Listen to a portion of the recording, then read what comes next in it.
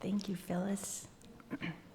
Good morning, everyone, and welcome to Unity of Bloomington on this sunny St. Patrick's Day morning. My name is Susan, and I'm honored to be your service leader this morning. Now I'd like to invite you to join with me in speaking our mission statement. We are a heart-centered community seeking spiritual awakening and transformation by deepening our connections with God, self, and others. And now let's stand as we sing our welcome song.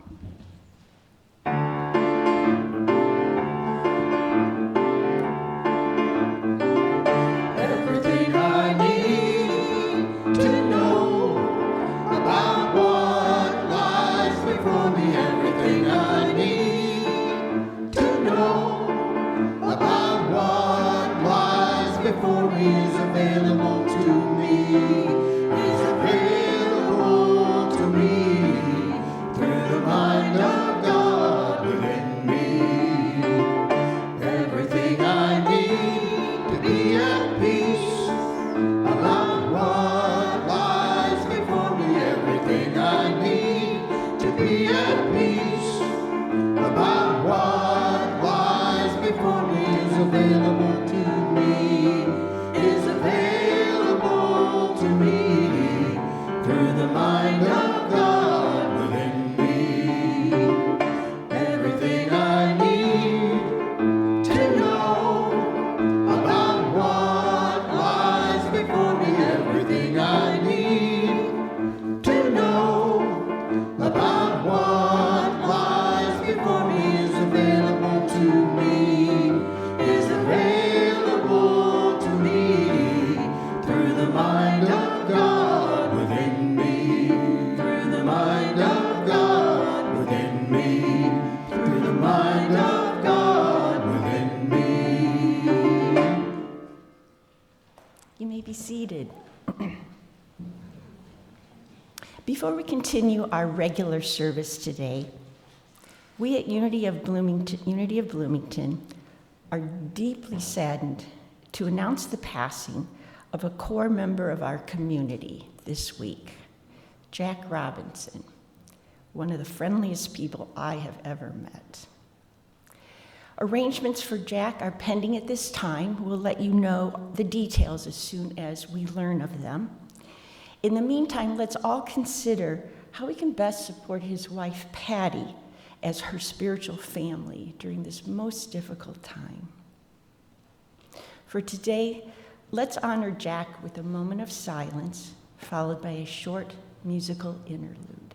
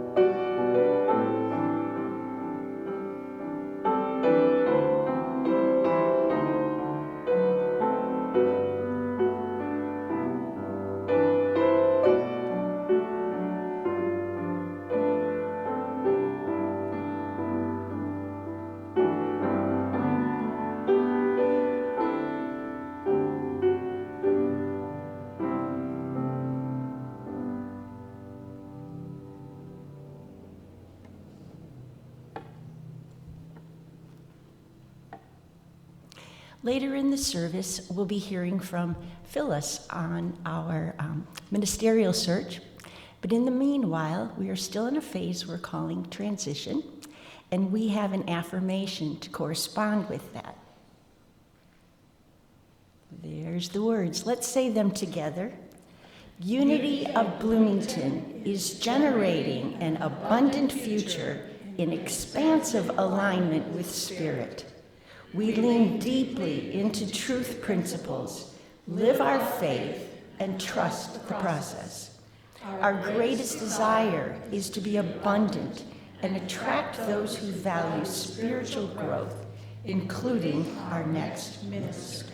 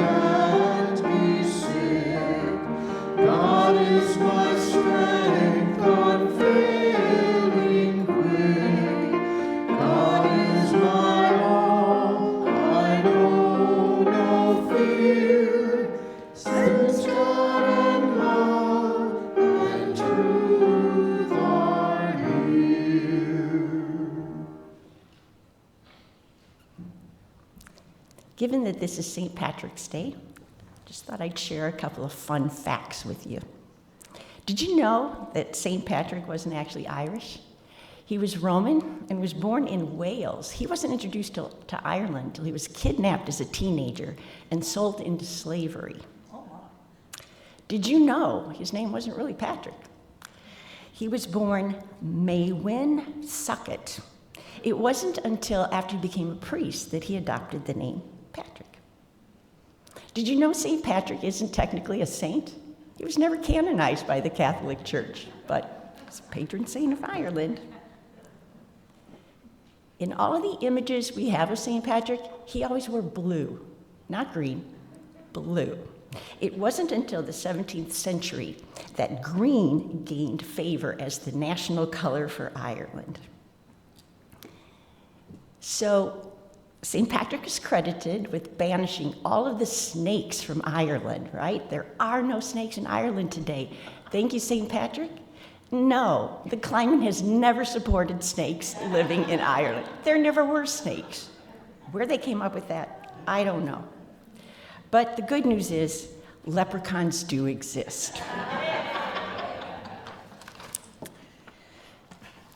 So now, in the service, is time for our mystic moment.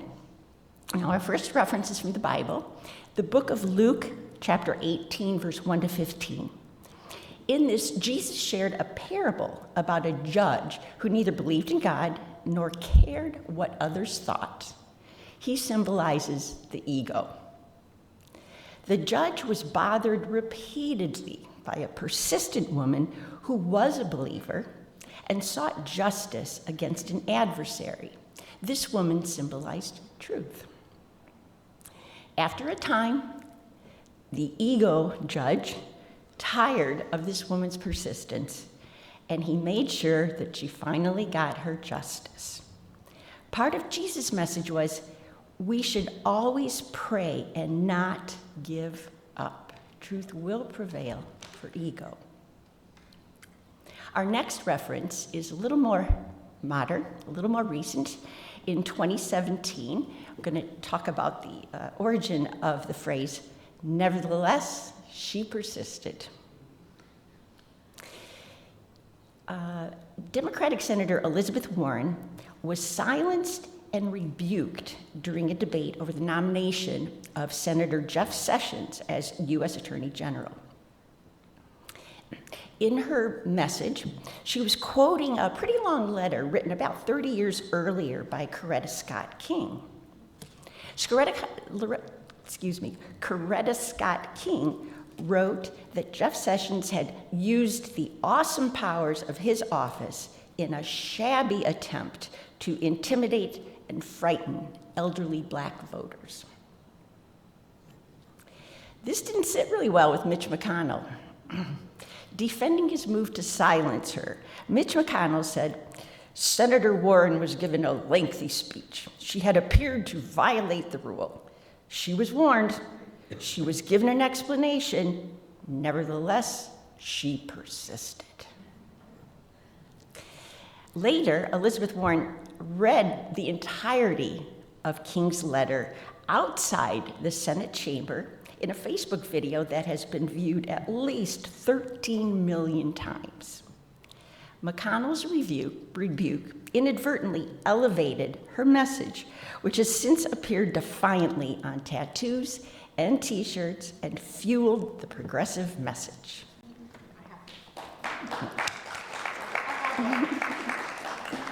To the ego, persistent prayer could be annoying. But in unity, we demonstrate our own tenacity by using creative, affirmative prayer in the face of apparent opposition. Because we know the ego yields to prayerful persistence.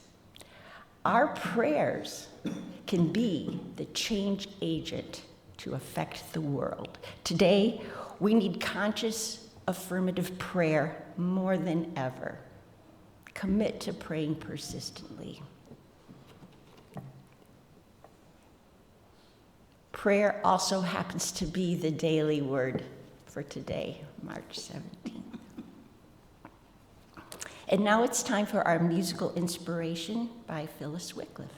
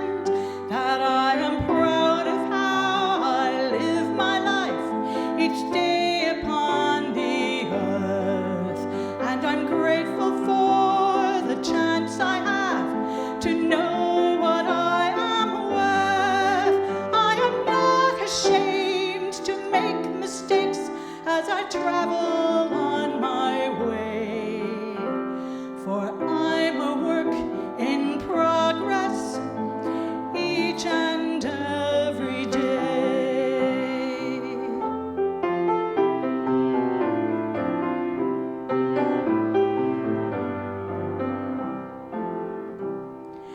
Every day brings one more challenge, every breath another chance to try a different pathway, explore new circumstance. By other people's standards, I may never succeed, but I know who I am inside. That's all I really need. I am proud of how I live my life each day upon the earth, and I'm grateful for the chance I have to know what I am worth. I am not ashamed to make mistakes as I travel on my way, for I'm a work in progress each and every day.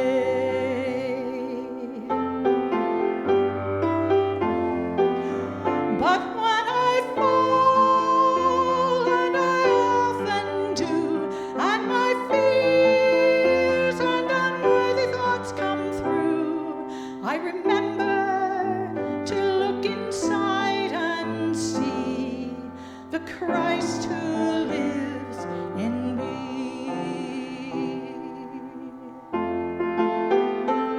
I am proud of how I live my life each day upon the earth, and I'm grateful for the chance I have to know what I am worth. I am not ashamed to make mistakes as I travel on my way, for I'm a work in progress each and every day.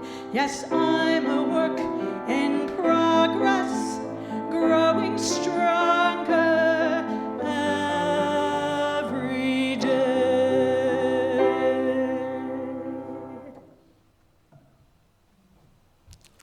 Extra shout out to Phyllis, who wrote both the words and the music to that original song. Thank you, Phyllis.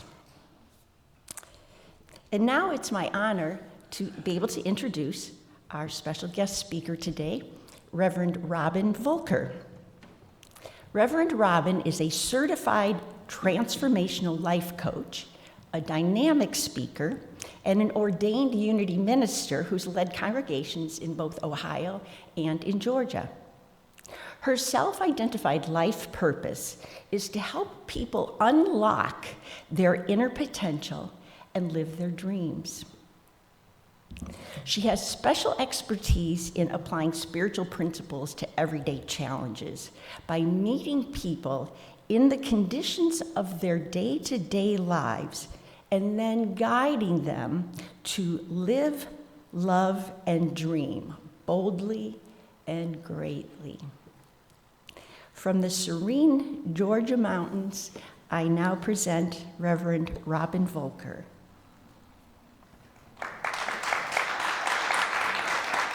Thank you so much. It is such a wonderful experience to be Zooming with you into your beautiful sanctuary and being with you on this Sunday. I am enjoying looking at you through your technology, and I just want to applaud your team. Thank you so much.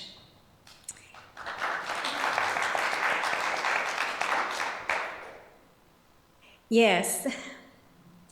Today, I want to share with you a 12 Powers message inspired by the work of Charles Fillmore. Those of you who have heard me speak before know that I am very basic unity. I love the unity path of life, and I love to teach it. So hopefully, as you came in, you received a handout of the steps that we're going to be talking about today. And if you did not, I'm sure if you will raise your hand, an usher will run one up to you. So today, we want to talk about the idea of wisdom, and we want to open our minds to a higher thinking of wisdom. Jesus told us to judge rightly, not by appearance. He was teaching us to learn to discern from a place of spiritual completeness, going beyond the constraints of our human perception and embracing a higher path. And he showed us how to do that with his life. He was the most enlightened human being that had walked the planet before his time, and maybe since his time. He had this profound connection with God that was not just about sharing knowledge, but it was about imparting a deep, intrinsic knowing that transcended what we know intellectually. In our quest to follow Jesus' example, we strive to judge rightly. And the Bible uses the word righteousness. And whenever you see that word in Scripture, I want you to do a metaphysical interpretation and substitute right thinking for that word. Righteousness doesn't mean to be holier than thou. It means to get your thinking aligned with God thought, with a higher thought, with the perfect thought. And in order to do this, we need to rely on our inner wisdom. So to do that, we want to release our shallow judgments and our decisions that are based solely on what our human minds can interpret and perceive. We want to reject the narrow view of the world and take a broader view. Our journey involves a commitment to deepening the power of wisdom within us. Charles Fillmore taught the symbolism of the 12 disciples aligned with what he declared were the 12 powers of God instilled in man, in humankind. And for wisdom, James, the son of Zebedee, embodies wisdom or right judgment. Charles Fillmore also declared that there was a spiritual center in the body associated with each of the 12 powers. And the faculty of wisdom is situated in the pit of our stomachs, closely linked with the solar plexus. So that is right behind the heart. I know you can't see that on me, but it's right below the sternum. I encourage you to go ahead and put your hand there. It is located behind the heart and the stomach area. And we may talk a little bit more about that as we move along because we feel the energy of wisdom in that area of our bodies. And the color of wisdom is yellow. So I dressed up to show you that color and its power today. The power of wisdom affects us physically, mentally, and spiritually. And when we direct it with intention, it has the capacity to heal or harm. I often speak about intention, and what we think, say, and do is greatly affected by our intention. We can say the right words, we can even do the right things, but if our intention for that activity is not in alignment with the highest good for all, what will win out? The intention over the words and the actions. Judgment, that is based on criticism and fear can lead to physical distress in our bodies. It can manifest ailments for us. It can also cause us to have emotional upheaval in our lives. It can manifest as challenged relationships. However, the good news is when we apply wisdom combined with spiritual understanding, then we enhance our overall well-being and we experience a more fulfilling life. It's beneficial to remember that the Christ idea, the divine essence of us, is intricately connected to all of these powers through their respective centers in the body.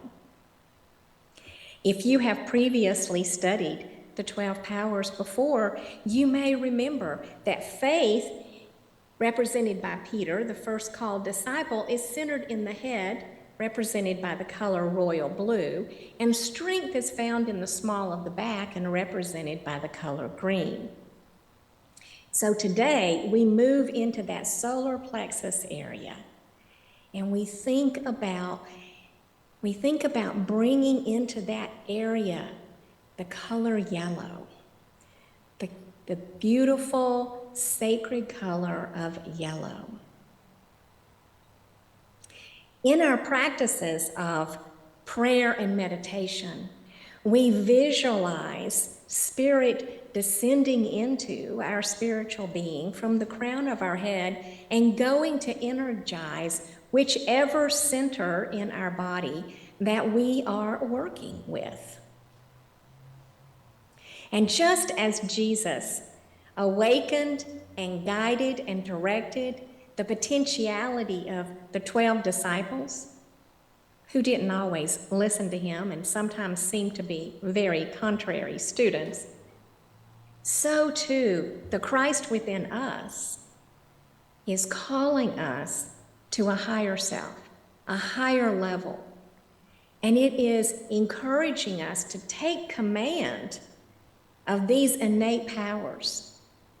They are with us as standard equipment. We don't have to pay for them. We don't have to earn them. We don't have to figure out how to get them. We came with these powers. But our work here is to allow them to grow, allow them to develop. Wisdom is the ultimate form of spiritual understanding. Wisdom is the ultimate form of spiritual understanding. It is divine discernment. It's intuitive knowing, and it goes beyond rational thought. It is akin to an inner beacon within us, like a lighthouse within us. And it is that still small voice of God that directs us and steers our existence.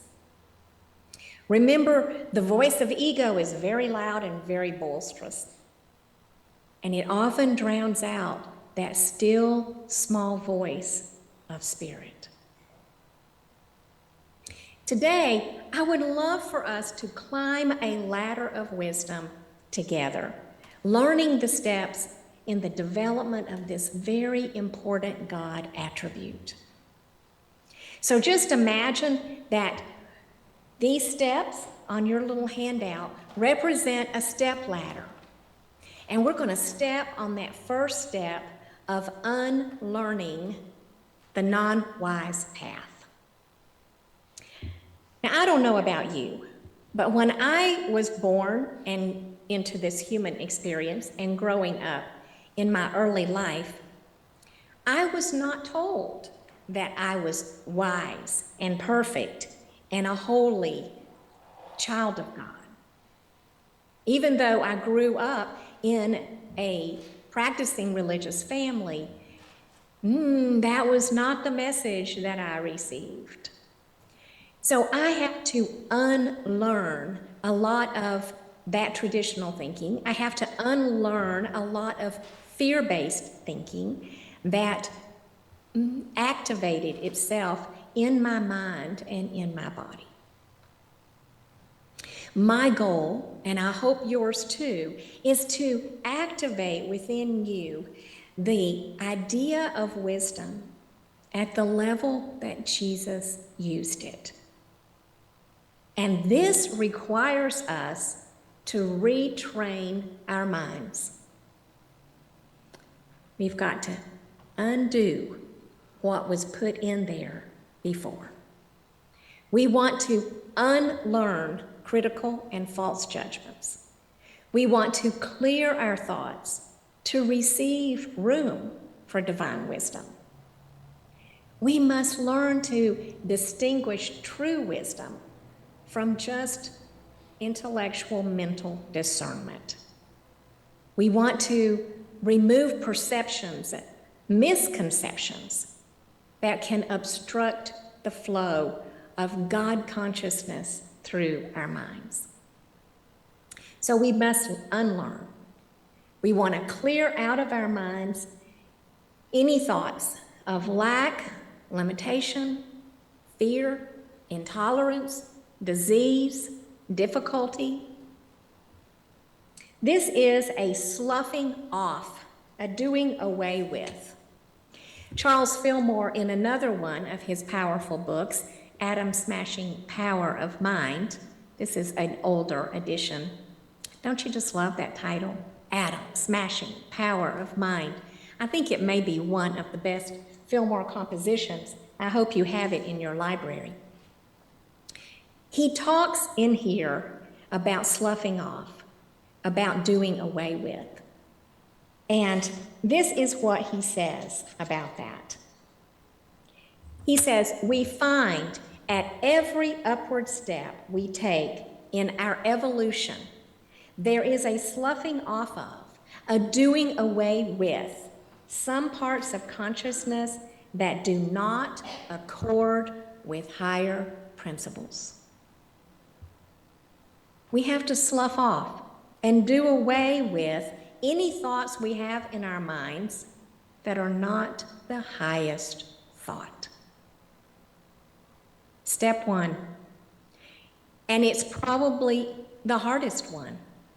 It takes the longest time. We go up and down on that first step, over and over every day, up and down, up and down.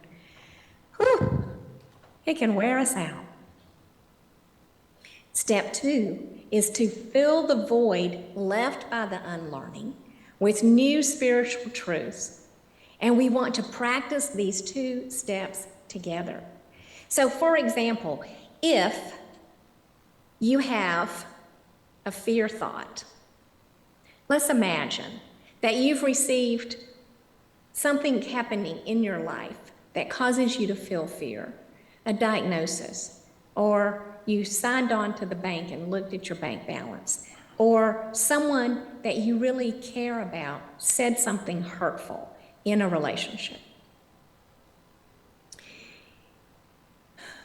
So you might, on step one, say, there is nothing to fear.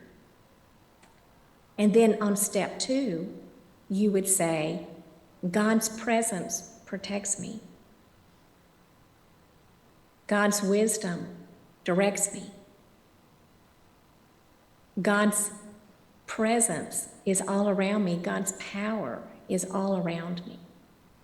Sounds like the prayer for protection, doesn't it?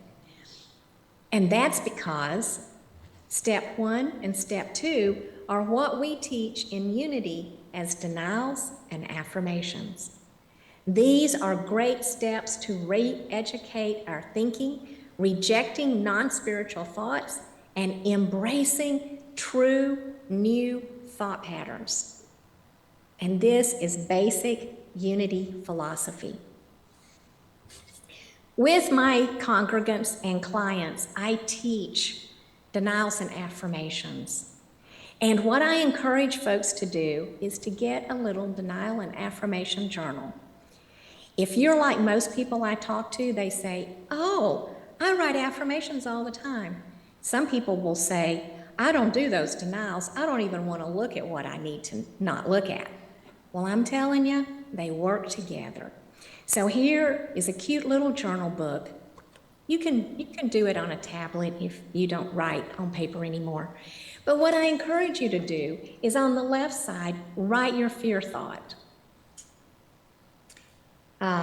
This diagnosis scares me. And then under that, write your denials. There is nothing to fear.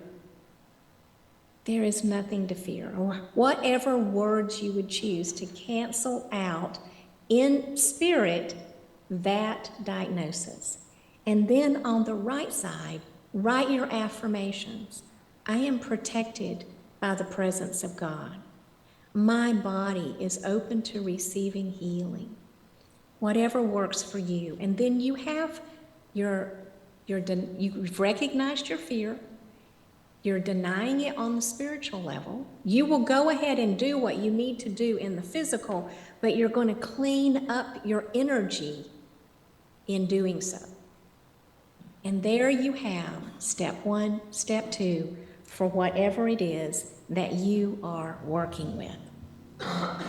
Step 3 is as we practice going up and down the ladder, then learning becomes knowledge. We study, we experience, and then we acknowledge what we've learned. We grow in our skill and our perspective. And if you've ever gone to a step class at the gym or the YMCA, then you know that the more you go up and down those steps, the stronger you get. This transforms challenges into opportunities and reshapes how we view our circumstances, how we view ourselves, how we view others. It takes us out of that critical thinking and moves us into a place where we can enhance our lives and helps us to recognize the living Christ in us and the living Christ in others.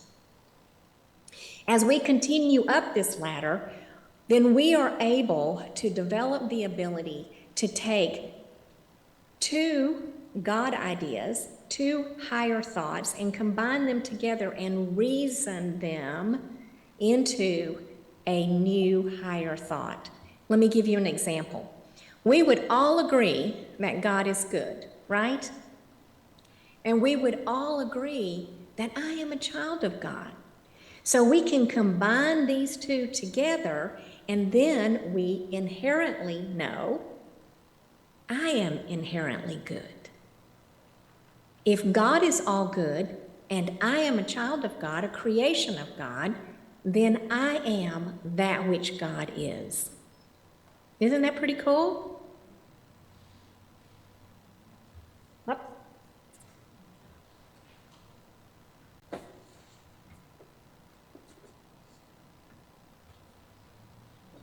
I'm about to have a crisis. Hold on.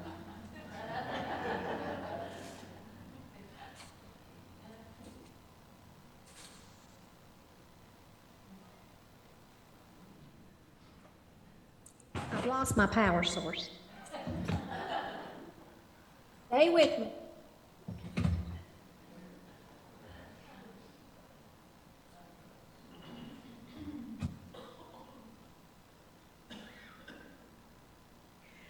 Whew, that was close. Uh-oh. I'm still having a problem here. Okay, I'll speak fast, and if I lose you, I don't know why I would be losing you.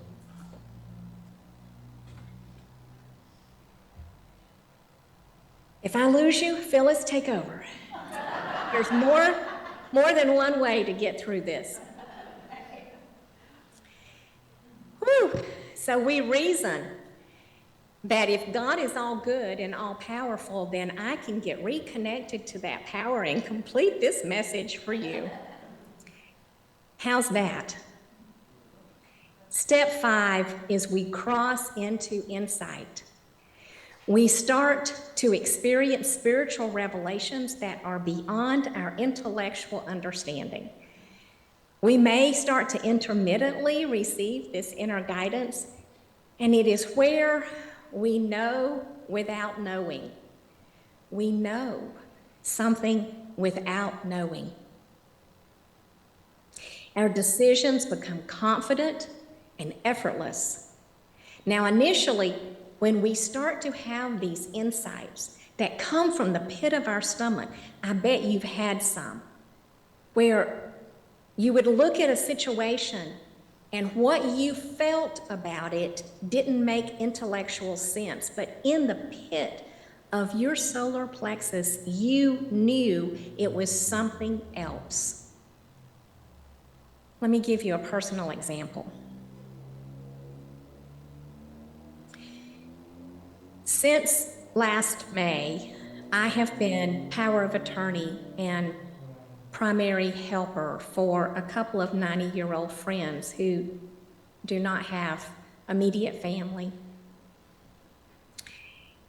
And as we made decisions together and moved them into senior living facilities, we tried to find our rhythm with that. In October, the female portion of the couple had a stroke. Her name was Anne. And life became increasingly difficult for her and for me as her primary decision maker. I had to take on more and more decisions for her life. In December, she declined in health. January was a little better, and then February was worse again.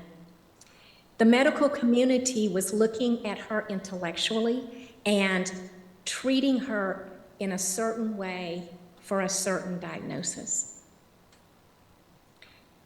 And I couldn't get peace with that.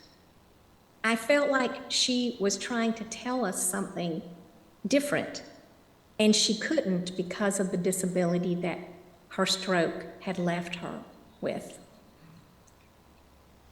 So I became still and listened, and it continued to bug me. And finally, I expressed to the medical community that I thought it was this, not that. Well, I'm not medical, and they didn't really want to listen to that because they had all this evidence that it was what they were treating her for. But I thought that what was happening to her was an expression of pain, and I didn't want her to be in pain. So eventually, another person stood with me, and we were able to change the trajectory of her care, and she was able to then move into a place of peaceful passing. This was an insight. The logical evidence was not what I was receiving. I was receiving a totally different message. And I was having to watch my loved one become sicker and more debilitated. So at first, when we get insight, it can be scary. I was frightened. I was frightened at the message I got. I was frightened that I had to express it. I was frightened that I wasn't heard. But what I know about moving higher on the ladder of wisdom is that as we step boldly in each step, that we actually are able to find a level of wisdom that emerges with tranquility and peace. And we can step then onto level 6, where insight becomes full grown as wisdom.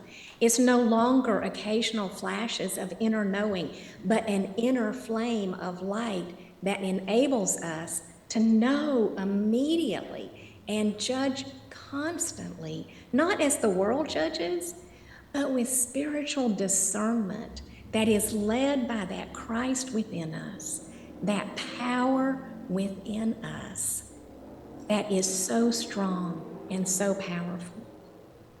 As we move up the ladder, we will eventually get to the pinnacle, to the very top. And at that place, we have a deep understanding. We're no longer seeking wisdom because we have become that. at the top level of the ladder, we can perch ourselves with confidence and surety, knowing that every question is matched up with its answer. Every problem is matched up with its solution. And here is what Charles Fillmore said about that. He said, "When we awaken to the reality of our being, the light begins to break upon us from within, and we know the truth."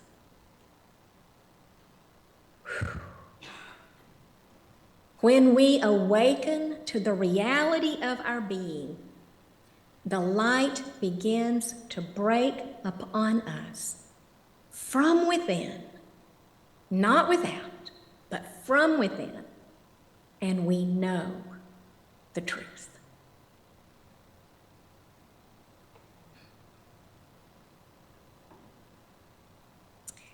So we have ascended to that zenith of understanding, that pure knowing.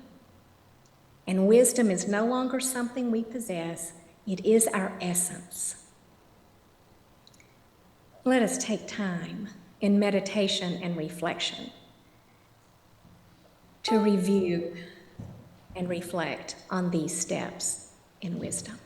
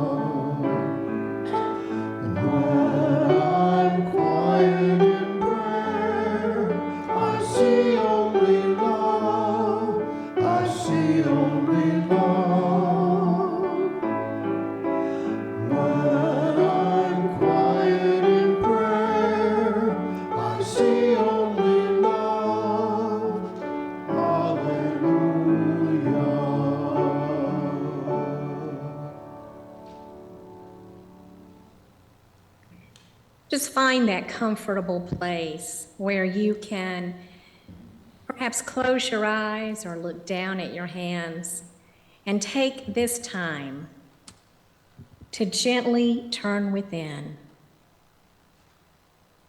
allowing your breath to be your guide, that soothing energy of spirit life within you.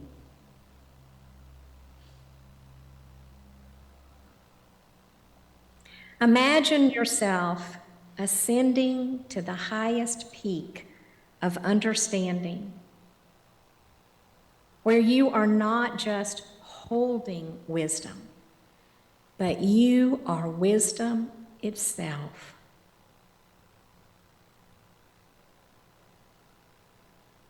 In your mind's eye, picture a state of being where you are in perfect harmony with spirit, living in a space of continuous enlightenment.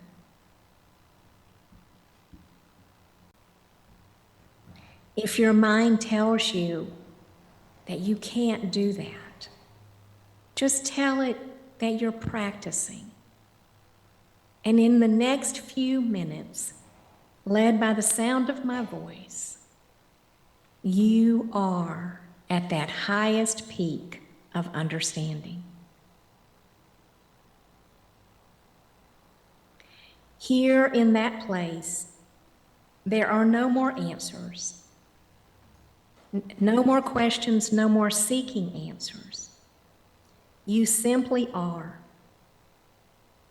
You are beingness itself.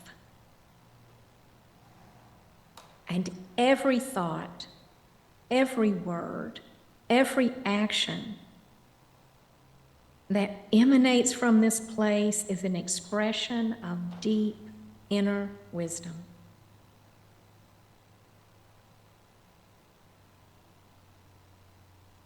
With every breath, as you go deeper in this meditation time, allow yourself to feel these moments of insight. Allow fleeting glimpses of wisdom to illuminate your path. Perhaps you will see a yellow light, a soft, beautiful, nurturing light of wisdom, radiating from within your solar plexus, guiding you like a flashlight shining outward.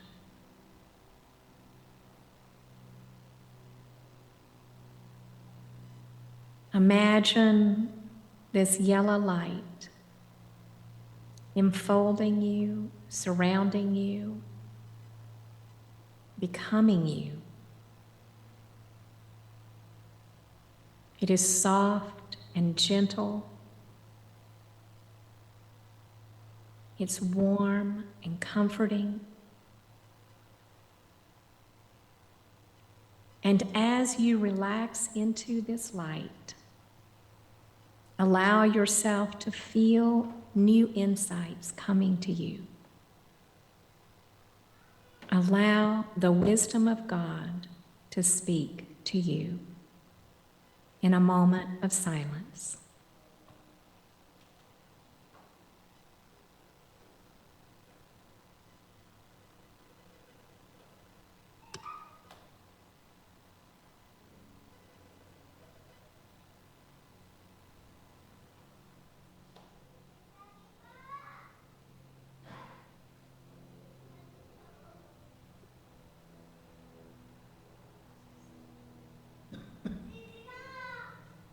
As you reach the pinnacle of wisdom's development,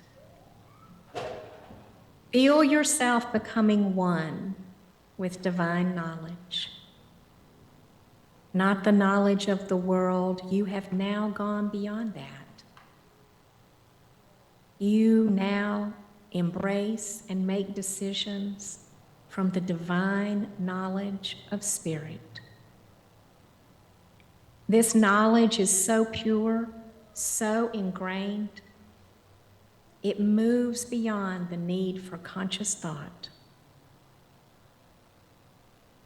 In this place of divine flow, the phrase, "I and the Father are one," becomes your living existence.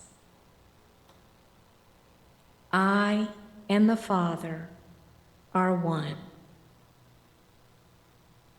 This is your living truth. Allow your heart to become full with gratitude for the experience of deepened awareness of wisdom. Begin to return your energy to this time and space. Feeling your feet on the floor, wiggling your fingers, and gently opening your eyes to the celebration that you are holy.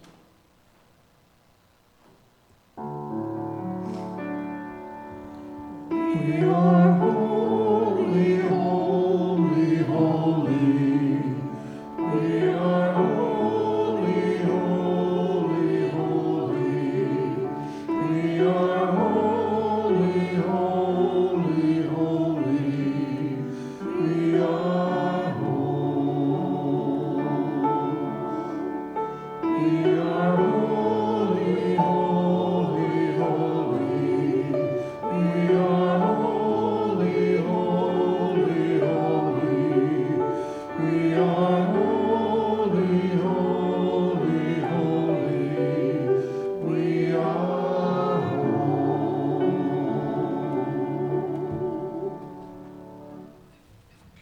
This week, we are called to diligently explore and actively engage with these stages of wisdom. I encourage you to dedicate moments to reflect on each step in your own personal spiritual practice. Become open at the top as you open to a greater awareness of wisdom in your life. And I confidently affirm that our collective growth together is manifesting insight and profound realization of wisdom in our lives. As Spirit's wisdom begins to do its work from within each of us, and it moves out in ripples in our circles of influence, I know and affirm that God's mighty miracles will be manifesting in your life this week. Thank you so much for allowing me the opportunity to come and ascend the ladder of wisdom with you this morning. God bless you. I love you. Namaste.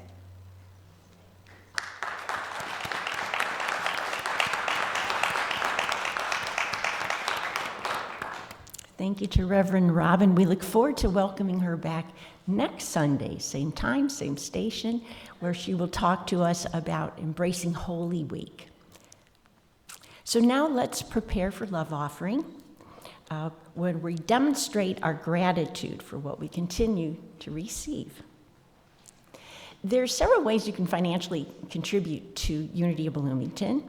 Checks or cash are always welcome to put in the blue bag, or if you'd like to mail a check, that's fine too. There's a number up here that's text to give, or you can go to our website and there's a donate button there that will take you to how you can use your credit card. As you may notice, in the seat pocket in front of you, there are a couple of goodies. One is a welcome newcomer. We love to get feedback from newcomers if anyone is here for the first time. Also, if you have a prayer request, you can either fill out the little pink slip or you can use the love offering envelope and do your prayer request here, and our prayer team will pray with you. All of these forms can then be dropped into the love offering basket. So our greeters have come forward, and together we are going to affirm abundance by speaking together this statement. I am an abundant being in an abundant universe. I'm not dependent on people or situations for my good. God is the source of my supply. I always have something to give, and I consistently give it. I expect the best, I give my best, and I now attract the best in every experience. We've sung this song the last couple of weeks for the offering song, so you should know it. And I don't like that word should, but you should know it at this point. Claim it. I want to hear you believe what you're singing.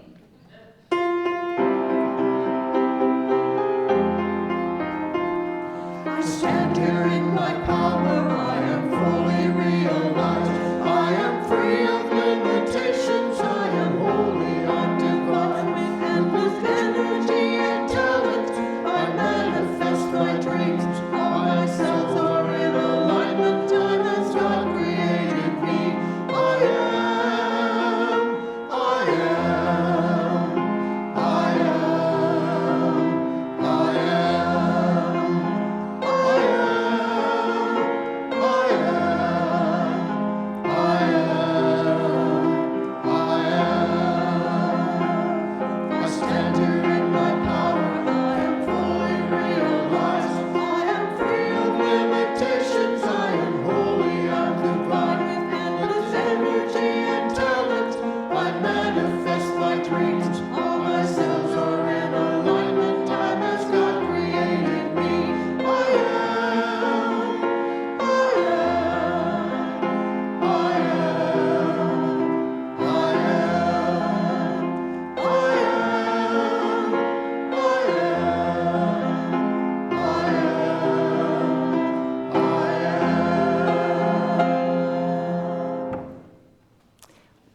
Let's have That the was greeters decent. come forward so that we can bless our love offering. Together, divine love flowing through me blesses and multiplies all that I have, all that I give, and all that I receive. And I am grateful.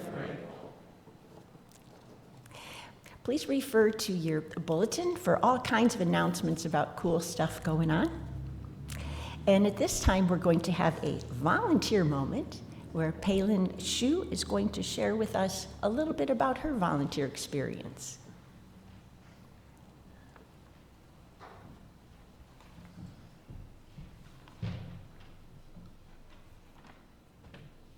Good morning. Thank you for giving me the opportunity to share my volunteer moment. Honestly, when Jana invited me to do this, the immediate response in my mind was, I don't think I'm the right person to do this. I've only brought a few snacks and been greeted a few times. Compared to all the people involved in leadership or the music team or the tech team, I feel like what I've done is really nothing. And then I remembered Tana's share a couple weeks ago. She shared that we all can contribute a little something to make our experience at Unity better. I was very inspired by her persistence and creativity to fix that broken toilet paper holder with a little piece of fabric. I signed up that day for another 3 opportunities to be greeter and cleaner after the service. So this reflection reminded me that one can never underestimate the intention and the changes it might bring about, no matter how small that can be. And Tana's share has shifted me and prompted me into taking action. But when I was asked to do the same thing, I automatically fell into the thought pattern of, I'm not good enough, I'm not significant enough to share my experience. I'm glad that I caught myself right there and then happily answered yes. So how can I share my experience today so that more of you are inspired to do the same? I don't have a great story to share, but I think I can share more about how the opportunity of volunteering has stirred my mind and therefore created opportunities for me to reflect on. If you already knew me, you would know that being a liberal person, I'm often indecisive and overthinking. For example, whenever I thought about signing up to bring the snack, it would revive the perfectionism in me that I've been working hard to let go. Because, to the cookbook and the cooking instructor that I was, the snack has to be homemade, of course. And it's better showcase my culinary creativity, and it has to be pretty and appetizing. On the other hand, to the health coach that I am today, the snack has to be better nourishing while not creating sugar spikes. For many, as I know a lot of people are dealing with blood sugar issues these days. And it's even better if I can make it right before the service, right? Because it's the freshest. And then if I want to do that, I better get up early so I can do that. But it's Sunday. The only thing I want to do is to just sleep in and do nothing. So the thoughts go on and on and on and on. And I ended up talking myself out of doing it and feeling guilty about it. So I share this with you because I intend to use this opportunity to learn to let go of my well-intended but over-controlling and egoistic pattern. I know you'll enjoy whatever I bring, right? Or make. And I know I can also easily pick up something from the store. It doesn't have to be cooking involved. Sure, I enjoy making beautiful and tasty food for my own delight, but there's something more underneath it. I can see that there's a tendency in me to please others and seek outside recognition. And that's underneath all the self-talk as I reflect back on overthinking about bringing the snack. So you see, the volunteer moment has become a learning opportunity and lesson for me. So I want to end this by sharing the conversation between Jana and I a couple weeks ago. I asked Jana, what motivates you so much that you've been so dedicated to all kinds of volunteer work at Unity for the past 25 years? And she says something like, whatever is good for Unity is good for me. I'm not only doing this for Unity, I'm doing it for myself too. And I said, wow, what could be the better reason than that, right? It's a win-win. So I've decided if I want to continue to feel recharged after coming to the service, I get to chip in my time and effort to make sure that this charging station is running as smooth as possible. So I'm telling you all, it doesn't have to be hard. It doesn't have to be a big task. Just show up. And I'm telling myself, you don't have to go nuts with the snack. Just bring the nuts. And I did. Thank you.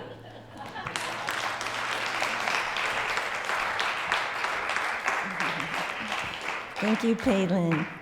And now, Phyllis, would you like to update us on our minister search? Yes, we are moving along. We're almost done with all the vetting through the main office.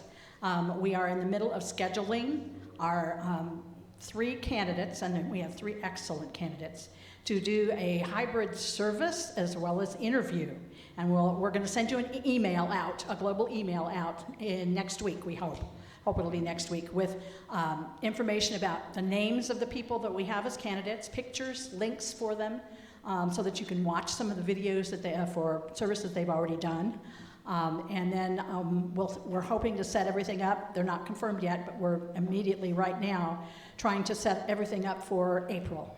So next month, hopefully, we'll be able to hear from each one of our candidates as well as have the interviews. So the way that will happen, you'll get in a global email and also in the newsletter over the next week, we hope. Right. How exciting. I know we're run over time a little bit, so just a quick reminder that in the back we have QR codes, and these can be great conversation starters. Maybe you got stuck to your backpack or whatever. This is going to take you to our website, to the part that is new to Unity, and so a lot of cool information there. Pick up a few extra, hand them out, spread the word. As I mentioned, next week, Reverend Robin Volker will be back as speaker. The following week is Easter, and Phyllis will be co-coordinator, and we'll celebrate Easter in story and song. And then the first week in April, our guest speaker is from Indianapolis. His name is David Brown. He's going to talk with us about our most important relationship. And now, let's say the prayer for protection, and then we will close the service by standing, holding hands, and singing, "Let There Be Peace on Earth." And as we say the prayer for protection, if you would use that in your mind to surround Jack and Patty and their family as well with that protection. Together, the light of God surrounds us, the love of God enfolds us, the power of God protects us, the presence of God washes over us. Wherever we are, God is, and all is well. Stand and join hands in a circle.